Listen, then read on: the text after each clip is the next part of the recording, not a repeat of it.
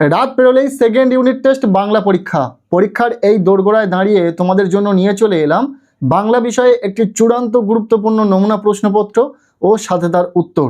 এই নমুনা প্রশ্নপত্রে থাকা প্রতিটা প্রশ্ন পরীক্ষার জন্য ভীষণ গুরুত্বপূর্ণ, পরীক্ষাতে আসার মতো প্রশ্ন। কাজেই তোমরা যারা বাংলা পরীক্ষাতে চাইছো দুর্দান্ত রেজাল্ট করতে, অবশ্যই এই প্রশ্নপত্রে থাকা ছোট বড় প্রতিটা প্রশ্ন খুব ভালো করে পড়ে রাখো। এখান থেকে বেশ কিছু প্রশ্ন তোমাদের পরীক্ষাতে হুবহু কমন পাবে।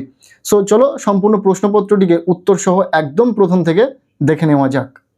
শুরুতেই রয়েছে একের দাগ। বলা হচ্ছে সঠিক উত্তরটি বেছে নিয়ে লেখো, যে কোনো 7টি। এখানে 7টি এমসিকিউ টাইপ প্রশ্নের উত্তর লিখতে হবে। প্রতিটি প্রশ্নের মান 1 নম্বর করে, টোটাল 7 নম্বর রয়েছে।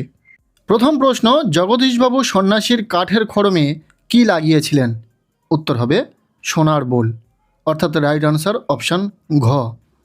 এরপর 1.2 প্রশ্ন, সে যে বর্মায় এসেছে এ খবর সত্য, কার বর্মায় আসার খবর সত্য? উত্তর হবে সব্যসাচীর। এরপর 1.3 প্রশ্ন, গিরিশ মহাপাত্রের সাথে অপূর্বর পুনরায় কোথায় দেখা হয়েছিল? উত্তর হবে রেল স্টেশনে। এখানে আমরা সঠিক উত্তরটিকে ঠিক প্রশ্নের নিচে লিখে দিয়েছি শুধুমাত্র তোমাদের সুবিধার্থে। এরপর 1.4 প্রশ্ন, পরপদটি প্রধান হয় যে সমাসে সেটি হলো? উত্তর হবে তৎপুরুষ। 1.5 প্রশ্ন, বাইজির ছদ্মবেশে হরিদা রোজগার করেছিল? উত্তর হবে 8 টাকা 10 আনা। ভীষণ ইম্পর্টেন্ট কিন্তু প্রশ্নটি। পরের প্রশ্ন, অভিষেক করিলা কুমারী ইন্দ্রজিৎকে রাবণ অভিষিক্ত করেছিলেন? উত্তর হবে সেনাপতির পদে। নেক্সট 1.7 প্রশ্ন, কবি নতুনের কেতন বলেছেন? উত্তর হবে কালবৈশাখীর ঝড় খেয়ে। এটিও ভীষণ ইম্পর্টেন্ট, পরীক্ষাতে আসে। নেক্সট 1.8 প্রশ্ন, ইন্দ্রজিতের স্ত্রীর নাম কি? উত্তর হবে প্রমীলা। প্রত্যেকটি প্রশ্ন কিন্তু ভীষণ ইম্পর্টেন্ট, পরীক্ষাতে আসে, খুব ভালো করে দেখে রাখো উত্তর। এরপর 1.9 প্রশ্ন, দেবতা কোথায় বাঁধা পড়ে আছে? উত্তর হবে যজ্ঞজূপে। 1.10 প্রশ্ন, বুড়ো মানুষের কথাটা শুনো নিম্নরেখ পদটি যে সমাসের উদাহরণ সেটি হলো? উত্তর হবে তৎপুরুষ সমাস। এই ছিল একের দাগ থেকে 10টি এমসিকিউ টাইপ প্রশ্ন। আমরা প্রতিটা প্রশ্ন উত্তর সহ আলোচনা করে দিলাম। এরপর রয়েছে প্রশ্নপত্রের 2-এর দাগ। বলা হচ্ছে কম বেশি 20টি শব্দে নিচের প্রশ্নগুলির উত্তর দাও, যে কোনো 11টি। এখানে 11টি এসএকিউ টাইপ প্রশ্ন রয়েছে, প্রতিটি প্রশ্নের মান 1 নম্বর করে, টোটাল 11 নম্বর। চলো উত্তর সহ প্রতিটা প্রশ্ন দেখে নেওয়া যাক। প্রথম প্রশ্ন, মাস্টারমশাই একটুও রাগ করেননি, বরং একটু তারিফই করলেন। তারিফ করার কারণ কি? মাস্টারমশাই যখন জানতে পারলেন যে পুলিশকে তিনি 8 আনা ঘুষ দিয়েছেন তিনি আদতে পুলিশ নন, হরি বহুরূপী, তখন তিনি একটুও রাগ করেননি, বরং তারিফ করেছিলেন, কারণ বহুরূপী হরির। এবার দ্বিতীয় প্রশ্ন, ইহা যে কত বড় ভ্রম তাহা কয়েকটা স্টেশন পরেই সে অনুভব করিল। ভ্রমটি কি? উত্তর হবে শরৎচন্দ্র চট্টোপাধ্যায় রচিত পথের দাবি পাঠ্যাংশে বর্ণিত অপূর্ব ভেবেছিল ভামো যাওয়ার পথে ট্রেনে প্রথম শ্রেণীর কামরার যাত্রাকালে সকাল পর্যন্ত তার ঘুমের ব্যাঘাত ঘটবে না, কিন্তু রাতে 3 বার ঘুমের ব্যাঘাত ঘটেছিল। এই ঘটনাকেই ভ্রম বলা হয়েছে। ইম্পর্টেন্ট একটি প্রশ্ন। এরপর 2.3 প্রশ্ন, কে কবে শুনেছে পুত্র ভাসে শিলা জলে, বক্তার এমন মন্তব্যের কারণ কি? উত্তর হবে শিলা যেমন জলে ভাসতে পারে না, তেমনি নিসারণে মেঘনাদ কর্তৃক পরাজিত ও নিহত রামচন্দ্রের পুনর্জীবন লাভের ঘটনাও অলৌকিক অবাস্তব। দৈব ছলনার বিস্মিত রাবণের নিদারুণ হতাশা ব্যক্ত হয়েছে প্রশ্নোদ্ধৃত অংশে। এরপর 2.4 প্রশ্ন, অদৃষ্ট কখনো হরিদার এই ভুল ক্ষমা করবে না। হরিদার কোন ভুলের কথা এখানে বলা হয়েছে? উত্তর হবে শিল্প মর্যাদার স্বার্থে দরিদ্র বহুরূপী হরিদা জগদীশবাবুর অর্থ প্রত্যাখ্যান করে ভুল করেছিলেন বলে কথক মনে করেছেন, সেই ভুলের কথা এখানে বলা হয়েছে।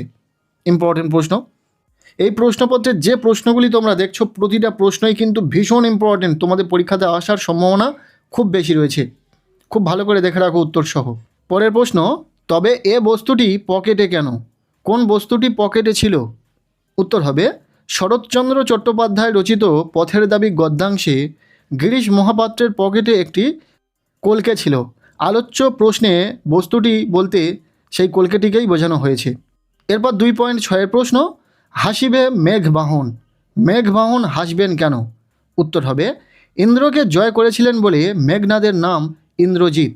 বীর ইন্দ্রজিৎ বেঁচে থাকতে যদি পিতা রাবণ যুদ্ধযাত্রা করেন তবে তার কাপুরুষতা ও ভীরতা দেখে মেঘবাহন ইন্দ্র ব্যঙ্গের হাসি হাসবেন। ইম্পর্টেন্ট একটি প্রশ্ন, পরীক্ষাতে বারংবার আসে। এরপর 2.7 প্রশ্ন, তোরা সব জয়ধ্বনি কর, কবি কাদের জয়ধ্বনি করতে বলেছেন?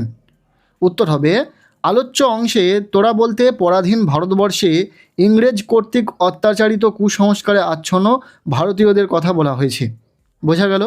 এরপর 2.8 প্রশ্ন, 7 দিন হলো এক সন্ন্যাসী এসে জগদীশবাবুর বাড়িতে ছিলেন, নিম্নরেখ অংশটি কোন সমাস? উত্তর হবে সমাহার দ্বিগু সমাস। এরপর 2.9 প্রশ্ন, বহুব্রীহি সমাসের মোট কয়টি ভাগ? উত্তর হবে 8টি। পরের প্রশ্ন, ওরে ওই স্তব্ধ চরাচর, চরাচর স্তব্ধ কেন? উত্তর হবে বিশ্বপিতার বক্ষ কোলে ভয়ঙ্কর এসে তার রক্তরঞ্জিত কৃপাণ দোলায় আর অট্টহাসি হাসেন, তাই চরাচর অর্থাৎ সমগ্র বিশ্ব স্তব্ধ হয়ে যায়। নেক্সট 11 নম্বর প্রশ্ন, আপদমস্তক নিরীক্ষণ করিয়া কহিল পদটি কোন সমাসের উদাহরণ? উত্তর হবে অব্যয়ীভাব সমাস। এরপর 2.12 নম্বর প্রশ্ন, উপমান ও উপমেয়র মধ্যে অভেদ কল্পনা যে সমাসের বৈশিষ্ট্য সেটি হলো? উত্তর হবে রূপক কর্মধারায়। পরের প্রশ্ন, কাকাবাবু এ লোকটিকে আপনি ছেড়ে দিন, নিম্নরেখ পদটি কোন সমাসের উদাহরণ? উত্তর হবে সাধারণ কর্মধারায় সমাস। এরপর 2.14 নম্বর প্রশ্ন, একটি নিত্য সমাসের উদাহরণ দাও। উত্তর হবে শুধুই চিহ্ন ইজিক্যাল টু চিহ্ন মাত্র। এরপর শেষ যে এসএকিউ টাইপ প্রশ্নটি রয়েছে, বহুরূপী শব্দটির ব্যাসবাক্য সহ সমাসের নাম করো। উত্তর হবে বহুরূপী অর্থাৎ বহুরূপ ধারণ করে যে উপপদ তৎপুরুষ সমাস। এরপর রয়েছে প্রশ্নপত্রে 3-এর দাগ, বলা হচ্ছে কম বেশি 60টি শব্দে যে কোনো একটি প্রশ্নের উত্তর দাও। এখানে গল্প থেকে 2টি প্রশ্ন রয়েছে 3 মার্কের, একটি প্রশ্নের উত্তর তোমাদেরকে লিখতে হবে, প্রশ্নের মান কিন্তু 3। আমরা এখানে উত্তর করে দিয়েছি, দেখে নাও। প্রথম প্রশ্ন, সে ভয়ানক দুর্লভ জিনিস, কোন জিনিসের কথা বলা হয়েছে? তা দুর্লভ কেন? উত্তর হবে সুবোধ ঘোষ রচিত বহুরূপী ছোট গল্পে বর্ণিত জগদীশবাবুর বাড়িতে আতিথ্য গ্রহণকারী সন্ন্যাসীর পদধূলিকেই সে বলে বোঝানো হয়েছে। আর দুর্লভ শব্দটির অর্থ যা অতি কষ্টে পাওয়া যায় বা দুষ্প্রাপ্য, প্রকৃতপক্ষে সহজে লাভ করা যায় না বলেই তা দুষ্প্রাপ্য বা মহামূল্য হয়ে ওঠে। সন্ন্যাসীর পদধূলি দুর্লভ কারণ তা অতি কষ্টে পাওয়া যায়, আবার তার পদধূলি এ গল্পে আক্ষরিক অর্থেই মহামূল্য, কারণ তা পাওয়ার জন্য সোনার বোল দেওয়া কাঠের খড়ম উপহার দিতে হয়। এরপর দ্বিতীয় প্রশ্ন, নিমাইবাবু হাসিয়া কহিলেন দেখো জগদীশ, কিরূপ সদাশয় ব্যক্তি ইনি, ইনি বলতে কার কথা বলা হয়েছে? তাকে সদাশয় বলার কারণ ব্যাখ্যা করো। ভীষণ ইম্পর্টেন্ট প্রশ্ন, তোমাদের এই সেকেন্ড ইউনিট টেস্টে আসার সম্ভাবনা রয়েছে। উত্তরটা দেখে নাও। কথাশিল্পী শরৎচন্দ্র চট্টোপাধ্যায় রচিত পথের দাবি রচনাংশ থেকে গৃহীত উদ্ধৃত মন্তব্য ইনি বলতে গিরিশ মহাপাত্রকে বোঝানো হয়েছে। রাজবিদ্রোহী সব্যসাচী মল্লিক সন্দেহে রেঙ্গুন পুলিশ স্টেশনে আটক গিরিশ মহাপাত্রের কাছে থেকে অন্যান্য জিনিসের সঙ্গে একটি কলকে উদ্ধার হয়। পুলিশ কর্তা নিমাইবাবুর প্রশ্নের উত্তরে গিরিশ জানায় সে নিজে খায় না, কলকাটি পথ থেকে কুড়িয়ে নিজের কাছে রেখেছে অন্যের প্রয়োজনের কথা ভেবে। গিরিশের এমন মিথ্যা ভাষণ শুনে বিদ্রূপ করে নিমাইবাবু তাকে সদাশয় বলেছেন। ইম্পর্টেন্ট একটি প্রশ্ন, খুব ভালো করে দেখে রাখো উত্তরটি। এরপর রয়েছে প্রশ্নপত্রের 4-এর দাগ, বলা হচ্ছে কম বেশি 150 শব্দে যে কোনো একটি প্রশ্নের উত্তর দাও। এখানে 5 মার্কের প্রশ্ন রয়েছে, গল্প থেকে 2টি প্রশ্ন রয়েছে, একটি প্রশ্নের উত্তর তোমাদেরকে লিখতে হবে। দেখে নাও প্রশ্ন 2টি, খুবই ইম্পর্টেন্ট। প্রথম প্রশ্ন, জগদীশবাবুর বাড়ি হরিদা বিরাগী সেজে যাওয়ার পর যে ঘটনা ঘটেছিল তা বর্ণনা করো। এরপর দ্বিতীয় প্রশ্ন, তাহার পরিচ্ছদের প্রতি দৃষ্টিপাত করিয়া মুখ ফিরাইয়া হাসি গোপন করিল, কে হাসি গোপন করল, হাসি পাওয়ার কারণ কি? পরপর এই 2টি প্রশ্ন গল্প থেকে ভীষণ ইম্পর্টেন্ট রয়েছে, খুব ভালো করে পড়ো। এরপর রয়েছে প্রশ্নপত্রে 5-এর দাগ, বলা হচ্ছে কম বেশি 150 শব্দে যে কোনো একটি প্রশ্নের উত্তর দাও। এখানে কবিতা থেকে 2টি প্রশ্ন রয়েছে, একটি প্রশ্নের উত্তর তোমাদেরকে লিখতে হবে, প্রশ্নের মান 5। তো খুব ভালো করে 2টি প্রশ্ন দেখে উত্তর সহ রেডি করো, পরীক্ষাতে কিন্তু আসার সম্ভাবনা রয়েছে। প্রথম প্রশ্ন, দেখিব এবার বীর বাঁচে কি ঔষধে? বীর বলতে কাকে বোঝানো হয়েছে? উদ্ধৃতাংশের বক্তাকে, তার এমন মন্তব্যের কারণ কি? এরপর দ্বিতীয় প্রশ্ন, তোরা সব জয়ধ্বনি কর, কবির এই কথা বলার কারণ সংক্ষেপে লেখো। এরপর রয়েছে প্রশ্নপত্রের 6 দাগ, বলা হচ্ছে কম বেশি 150 শব্দে যে কোনো একটি প্রশ্নের উত্তর দাও। এখানে কোনি থেকে 2টি প্রশ্ন রয়েছে, একটি প্রশ্নের উত্তর তোমাদেরকে লিখতে হবে, প্রশ্নের মান 5। তোমরা জানো কোনি থেকে প্রশ্ন আসবে। সো 2টি প্রশ্ন রয়েছে, প্রশ্ন 2টি খুব ভালো করে দেখো। এছাড়াও কোনি থেকে আমরা সাজেশন ইতিমধ্যে দিয়ে দিয়েছি, যারা সেই ভিডিওটি দেখোনি অবশ্যই চ্যানেলে ভিজিট করে ভিডিওটি দেখে নেবে। কোনি থেকে প্রথম প্রশ্ন, খিদ্দা কিভাবে কোনির জীবনে প্রেরণা হিসেবে কাজ করেছিল সে সম্পর্কে আলোচনা করো। আর দ্বিতীয় প্রশ্ন, তোর আসল লজ্জা জলে আসল গর্ব জলে, কে কাকে উদ্দেশ্য করে কথাটি বলেছেন, এ কথা বলার কারণ কি?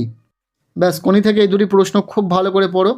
এরপর রয়েছে প্রশ্নপত্রের 7 দাগ, বলা হচ্ছে প্রতিবেদন রচনা করো।